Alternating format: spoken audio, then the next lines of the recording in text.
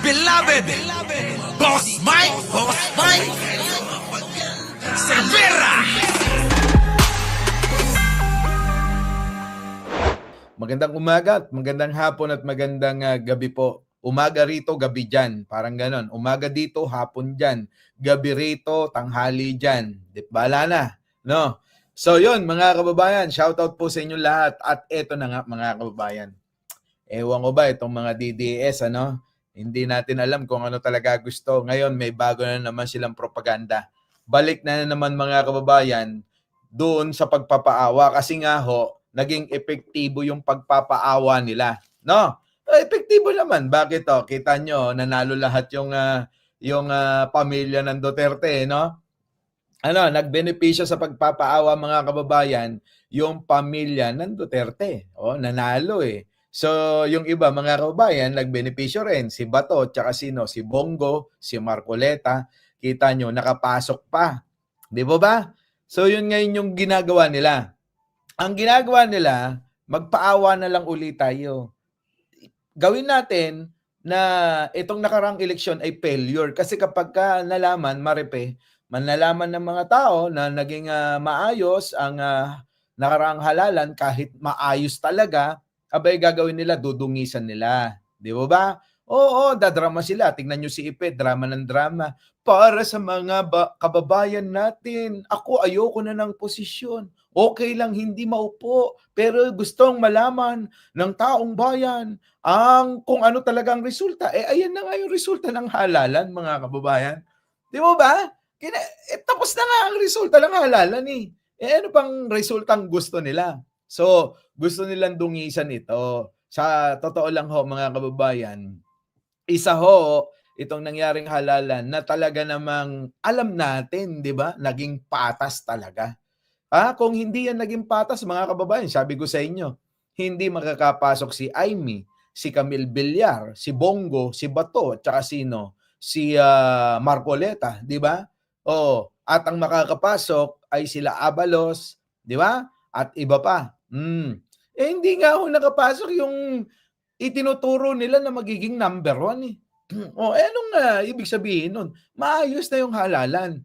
Pero mga kababayan, gagamitin uli nila yan. Sabihin nila, dinaya sila. Sabihin nila sa bagay, yun yung sinasabi nila. Di ba? Nagkaroon na naman ng dayaan. So anong dayaan talaga? Di ba? Mga kababayan. So paawa na naman. Papaawa sila na magpapaawa na para bang inapi sila. Di ba, mga kababayan? Lalo na ngayon. Eto na, mga kababayan, palapit na itong impeachment trial ni Boday.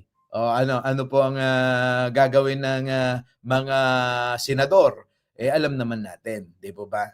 Ulitin ko lang, mga kababayan, na maraming mga tao ang nag-aabang dyan at hindi porke binoto kayo ngayon ay ibig sabihin sasang-ayon na sila sa inyo sa mga magiging desisyon ninyo sa impeachment trial ni Sara. Kapag ito i-convict nyo o ipapawalang sala ninyo, ang tao, yun ang magkakaroon na naman uli ng panibagong perspektibo para sa mga kandidato. Di ba? Ganun lang naman yan. Paulit-ulit lang yan eh. Alam nyo, habang nandito nga kami, syempre nagkakaroon ng pagkakataon na makipag-usap sa iba't ibang mga opinion at pananaw, ano? Ang sabi ng mga ibang mga nakakausap natin, wala eh. Hanggat nananatili na maraming mga tangat mangmang sa Pilipinas, hindi talaga aasenso ang bansa. Tandaan nyo yan, mga kababayan, ha? Hanggat marami talagang mangmang at tanga sa Pilipinas, hindi aasenso ang Pilipinas. Di ba?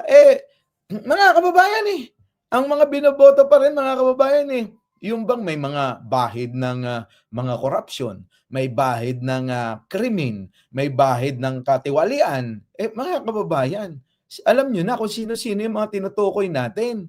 Di ba? Tulad yan ngayon, mga kababayan. Etong si Idol Marcoleta, sa tingin po ninyo, natalakay ko na to pero tatanungin ko ho uli kayo. Sa tingin nyo, mga kababayan, yan ba, mga kababayan, yan ba'y matutupad yung pangako niya? Tulad ng pangako Saan? Pangako ni 10K mga kababayan.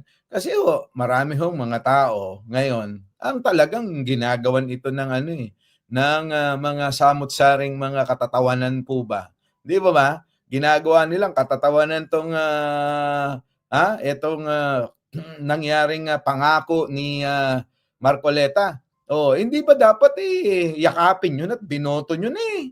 Binoto nyo na yung idol ko, tapos ngayon, gagawa-gawa kayo ng mga ganitong memes. Ano ba namang klase yan?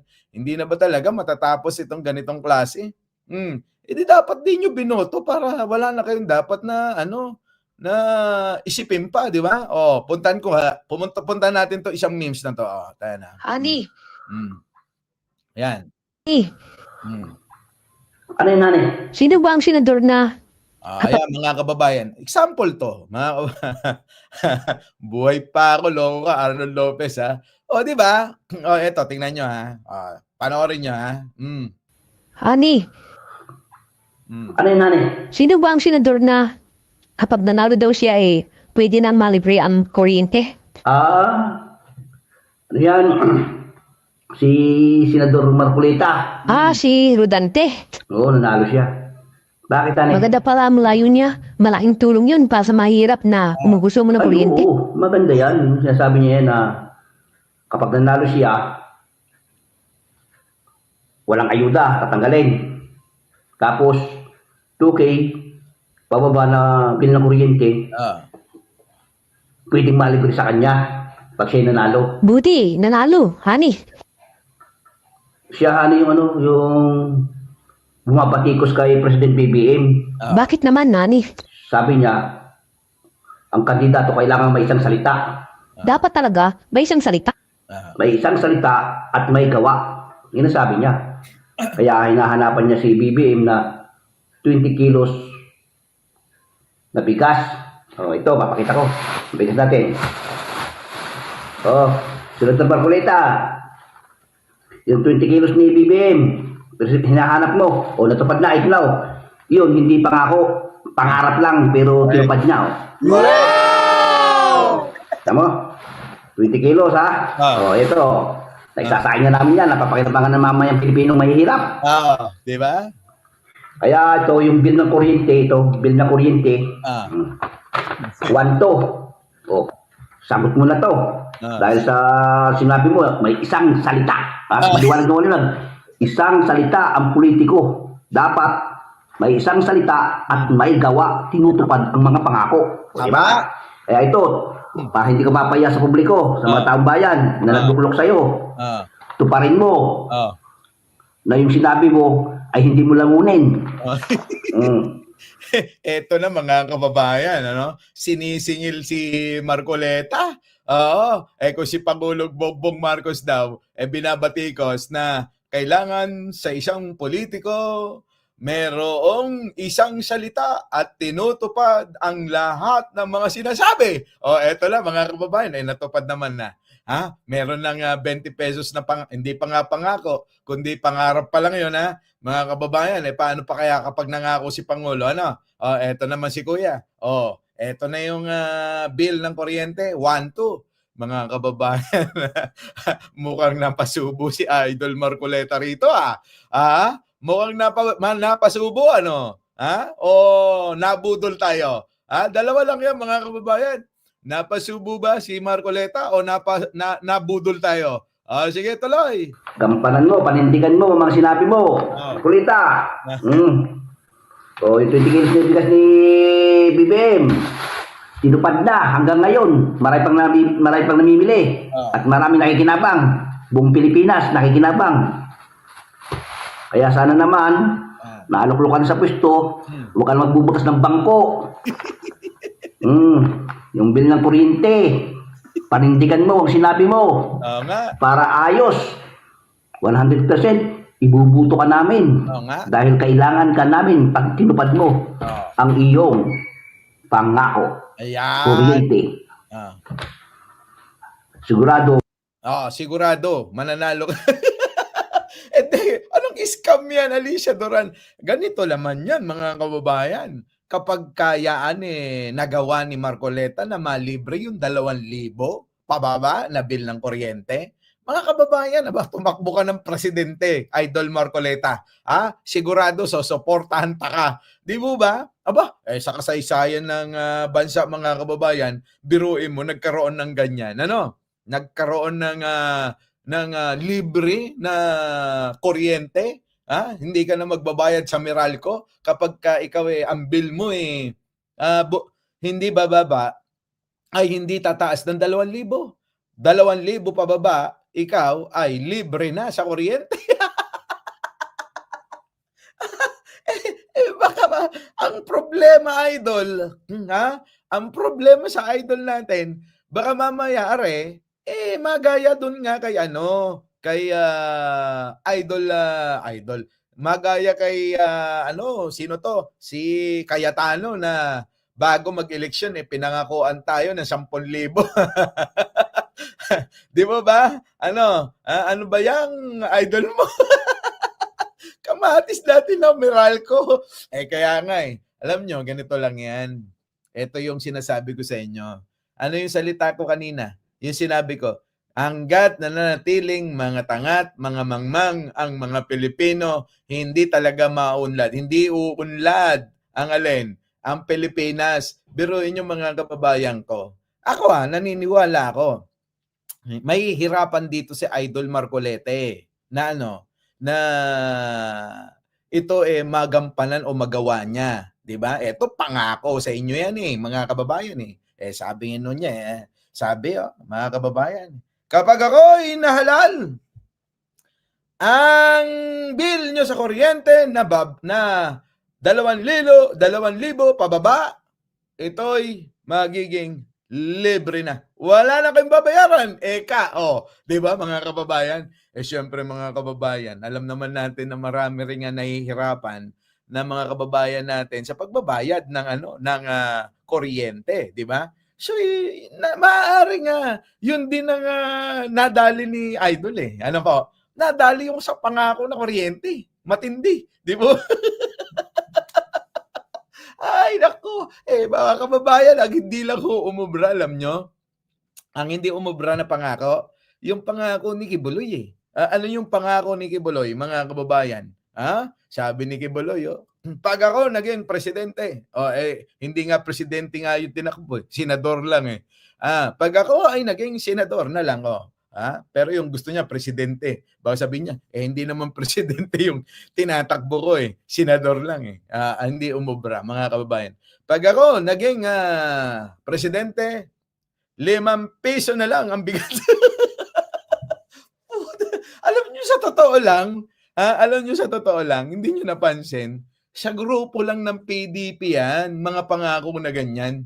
Pansinin niyo yung pangako naman ng mga kandidato ng alyansa, mga kababayan, wala akong ganun Puro plataforma. Yung meron po sila na mga binabanggit na mga proyekto, mga batas na gagawin para sa tao. Hindi po tulad ng mga ganito na mga kababayan, puro pangakong imposible eto mga kababayan, yung pangarap ni Pangulong Bongbong Marcos na 10 piso na bigas, 20 pesos na bigas mga kababayan kita nyo naman kahit papano, may mabibili kayo. Nagawa mga kababayan, di ba? Ngayon, hindi pa ba kayo natatauhan? Tanong, nasaan na yung 10,000?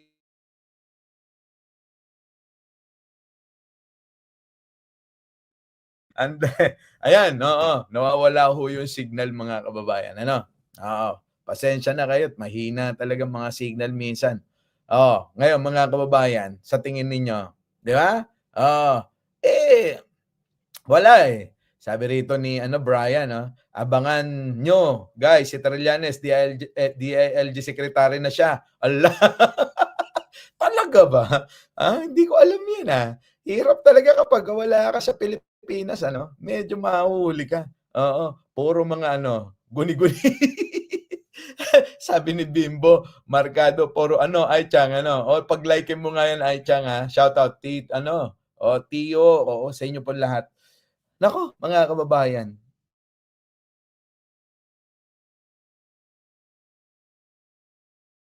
sa internet ko, bakit nawawala-wala? Pero okay lang ho ba? Kasi minsan sa inyo hindi nawawala, pero sa akin nawawala eh. Talaga ba? Brenda Borton, Maria Pepalicio, Titaning. Ewan ko, mandatory sa inyo pong lahat. Panoorin nyo na lang ito. Ito maganda talaga to eh. Pasok! Ani, Ano yun, nani? sino ba ang senador na kapag nanalo daw siya pwede nang malibre ang kuryente? Ano yan? Si Senador Marcolita. Si Rodante. Oo, nanalo siya. Bakit, nani? Maganda pala ang layo niya. Malaking tulong yun para sa mahirap na umugusto mo ng Ay, kuryente. oo, maganda yan. Yung sinasabi niya yan na kapag nanalo siya, walang ayuda, tatanggalin. Tapos, 2K, bababa na bill ng kuryente, pwedeng malibre sa kanya pag siya nanalo. Buti, nanalo. Hani, Siya yung yung bumapatikos kay President BBM. bakit naman, Nani? Sabi niya, ang kandidato kailangan may isang salita. Dapat talaga may isang salita. May isang salita at may gawa. Yun ang sabi niya. Kaya hinahanapan niya si BBM na 20 kilos na bigas. Ito, papakita ko. Bigas natin. Sunod na Marcolita. Yung 20 kilos ni BBM. Hinahanap mo. Natupad na, iklaw. Yun, hindi pangako. Pangarap lang, pero tinupad na. Wow! Tama? 20 kilos, ha? Ito. Naisasain na namin yan. Napapakinabangan ng mamayang Pilipinong mahihirap. Kaya ito, yung bill ng kuryente, bill na kuryente, 1 to. Sagot mo na to. Dahil sa sinabi mo, may isang salita. Maliwanag na maliwanag. Isang salita ang politiko. Dapat may isang salita at may gawa, tinutupad ang mga pangako. Di ba? Kaya ito, para hindi ka mapaya sa publiko, sa mga taong bayan na nagluklok sa'yo, tuparin mo. Tama. Na yung sinabi mo ay hindi mo langunin. Gampanan mo, panindigan mo mga sinabi mo. Marcolita. Yung 20 kilos na bigas ni BBM, tinupad na hanggang ngayon. Marami pang namimili. At marami nakikinabang. Buong Pilipinas nakikinabang. Kaya sana naman, naaluklukan sa pwesto, huwag ka na magbubukas ng bangko. Yung bill ng kuryente, panindigan mo, huwag sinabi mo. Para ayos, 100% ibubuto ka namin. Dahil kailangan ka namin pag tinupad mo ang iyong pangako. Kuryente. Sigurado. Sigurado mananalo ka uli, mga kababayan. So, ito yan. Hindi pa tapos yan dyan, mga kababayan. Kasi nga ho, maraming mga tangat mangmang na mga Pilipino, So, etong si Idol, maaaring malay nyo naman, di ba? Malay nyo naman. Pero ako sa aking tingin, sa tingin ko, gagawa ng ibang gagawa ng ibang senaryo o ibang agenda si Idol Marcolete. Tingin ko magpapasikat to sa ibang bagay mga kababayan, hanggang makalimutan nyo ho yung 2K na Meralco. Tulad ho ni Cayetano, di po ba? Ganon din ho mga kababayan kita nyo ngayon, 'di ba? Ngayon ho mga kababayan, nasisingil pa ba si Cayetano sa 10K mga kababayan? Wala na ho, nalihis na ho, tama. Nalihis na nila lahat 'yan.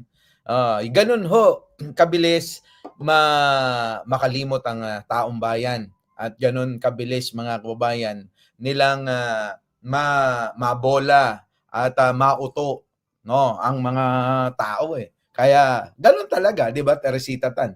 Di makakalimutan ng taong bayan ang kanyang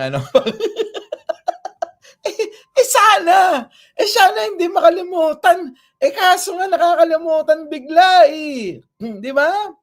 Wala kakain ng bubog, hindi, iwan ko dyan. Pero mga kababayan, alam nyo, tignan natin, malay nyo naman, di ba? our beloved Boss Mike. Boss Mike.